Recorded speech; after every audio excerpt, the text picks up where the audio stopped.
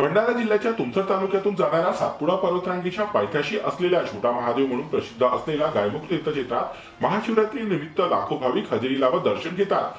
तुमसर तालुक्यापासून अवघ्या 20 किलोमीटरवर अंतरावर असलेल्या गायमुख देवस्थान छोटा महादेव नावाने प्रसिद्ध असून या देवस्थानात नवस पेरण्यासाठी भंडारा जिल्ह्यातील भाविकांसह बाजूला लागून असलेल्या मध्य प्रदेश आणि छत्तीसगड राज्यातील बालाघाट, शिवनी, रांजणगाव, दुर्ग या भागातील जवळपास 1 लाख भाविक महाशिवरात्री निमित्त या देवस्थानात हजेरी लावतात। यहाँ से तो ये पुरातन काल से है, कोई पता ही नहीं है, हमारे बाप दादा को ही पता नहीं है, इतना बहुत पुराना है।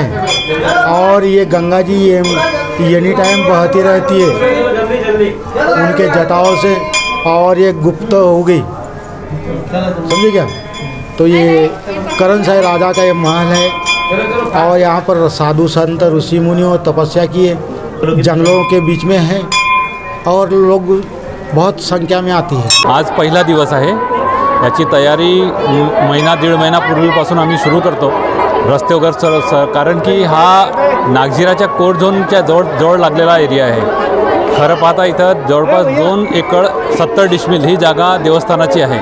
त्याच्या सभोवताल बफर झोन आहे नागझिराचा आणि कोड झोन आहे मागे।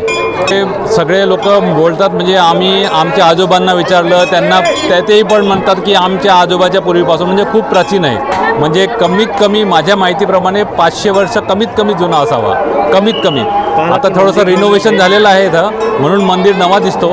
पाहता इथं देवाच्या नावाने ते सोडतात, ते म्हणजे ते सांड असतो, तर म्हणजे त्यांची काही मान्यता म्हणजे त्यांचे काही त्यांनी नवस केलेला असतो की असं घडलं तर असं करेन म्हणून, तर त्यांचे काहीतरी इच्छा पूर्ण झालेली असते।